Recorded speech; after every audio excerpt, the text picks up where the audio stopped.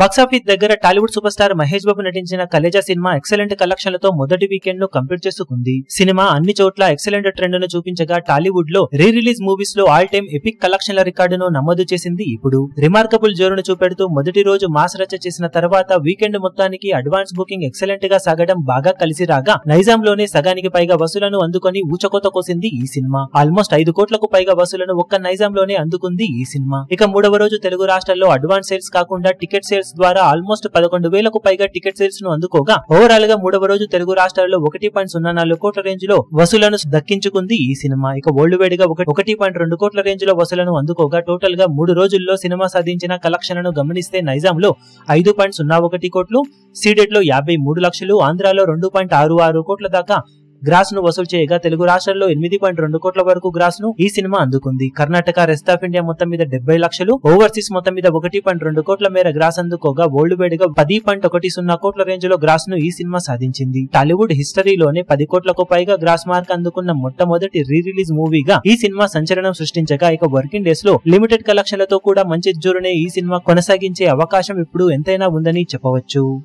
ఈ వీడియో మీకు నచ్చినట్లయితే లైక్ చేయండి, షేర్ చేయండి, ఛానల్ ను సబ్స్క్రైబ్ చేయడం మాత్రం మరవకండి. ఏ చిన్న అప్డేట్ ను మిస్ అవ్వకూడదు అనుకుంటే బెల్ ఐకాన్ ను ప్రెస్ చేయండి.